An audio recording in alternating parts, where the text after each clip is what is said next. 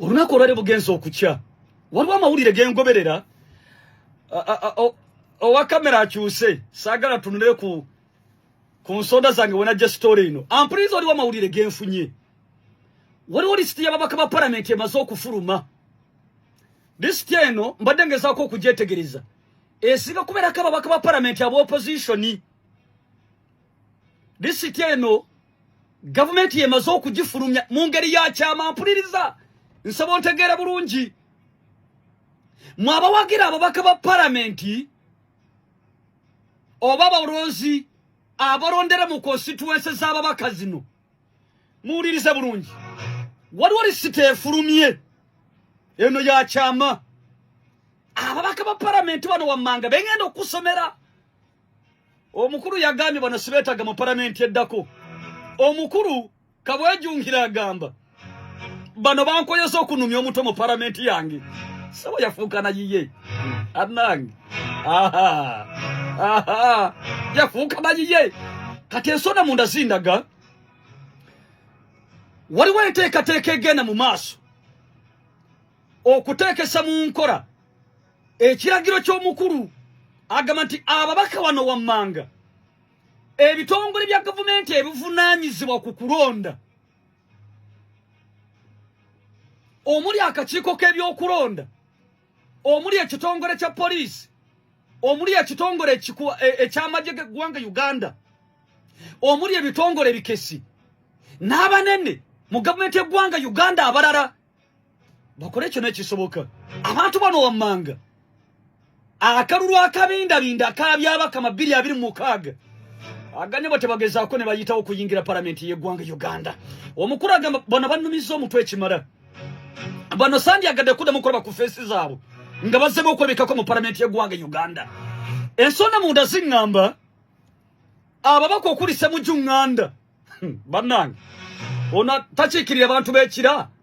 municipali mu palamenti ono wa PFF ndabako mubaka Joel Ssenyonyi ndabako mubaka Medad Ssegona akali amaggwa omubaka Nambozi Betty Bakireke omubaka Francis Zaake omubaka Muwanga Kivumbi omubaka Flavia Kalule omubaka Naruyima Betty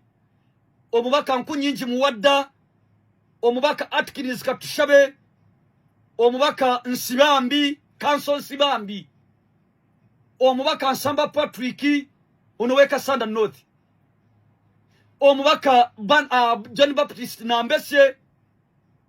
omubaka Sawungu Gonzaga omubaka Tebandeke Achalisi omubaka Paulo Soni Rutamaguzi omubaka Nabukenya Brenda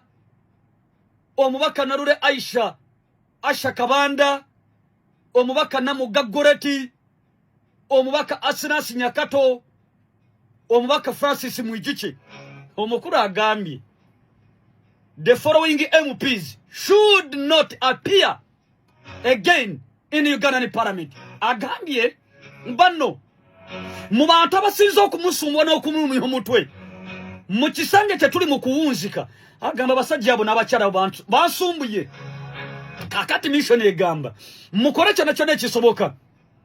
bano tebagezaako ne badamu ne bayitawo ne bagenda mu palamenti y'eggwanga Uganda bwe kiba kyetagisa kubba akalulu kabwe kabbiwe mission munde ngamba abakulu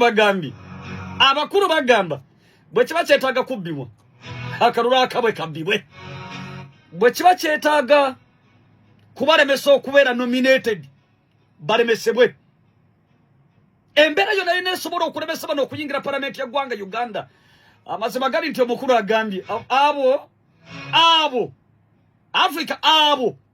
bano wammanga embeera yonna eteekebwe weesoboka yonna naye sandyagadde kuddamu okulaba ku feesi zino mu palamenti y'eggwanga Uganda kyebansumbuyeko kimale kyebambonyabonyezaako kimale sandyagadde kuddamu okulaba ku feesi ya Patrick Nsamba sandyagadde kuddamu okulaba ku feesi ya Joel Ssenyonyi sandyagadde kuddamu okulaba ku feesi ya Ssemujju mu palamenti y'eggwanga Uganda omukulu agamba the following MPs ababaka bano wammanga mubatekeko erisonga George mbatunulire kyone kyetaaga okukolebwa kikolebwe naye kati sona mundu zitugamba abakolaga ekisanja ekibindabinda we twagala okuyisizaawo ebyaffe ampuriza nakugamba ojjukira bulungi nakugamba nti ekisanja ekya 2026 that is mwami Museveni Katonda bw'anaaba akimuwadde obanga akyewadde okusinziira ku Uganda side gy'oliko nti ekisanja kya 2026 tugenda kulaba ebintu bingi aguge mazima amatuufu now ebintu bino ebisinga obungi ebigenda okubeererawo mu kisanja kya 2026 emizanyo egisinga gigenda kuzanywa mu palamenti y'eggwanga Uganda ekyo kwe njagala tutambulire mpola mpola nti emizanyo egisinga gigenda kuzanyira mu palamenti y'eggwanga Uganda now bw'oba oteekateeka okuzanya emizanyo gye mu palamenti y'eggwanga Uganda n'okwata amaaso n'ogateeka ku lisiti eyafulumiziddwa otandika okutegeera lwaki ensonga abantu abo tebandyagadde kuddamu kulabikako mu palamenti otandika okufuna ekifaananyi lwaki emizanyo egiteekateekebwa okuzanyibwa mu palamenti mu kisanja ekijja giyinza obutatambula bulungi ng'ababaka benva okusoma wano gye bali mu palamenti y'eggwanga Uganda ensonda zindaga nti Africa ababaka abasomeddwa bali 28 omugatte ababaka abasomeddwa nga bakyasobodde okugitawo ne bayingira palamenti y'eggwanga Uganda abakulu emitima tegigenda kubatereera emitima tegigenda kubakka because envuunula bibya n'akazanya akagenda okukyusa obuyinza bw'eggwanga Uganda kagenda kubeera set in parliament bwe kaba nga kagenda kuzanyira mu parliament nga parliament egenda kuba ekyali n'ababaka bali mu kaliba bweti ekyo kyongera okutegeeza nti omuzanyo gugenda kukaloba naye ensonda zingambye ladies and gentlemen omukulu agambye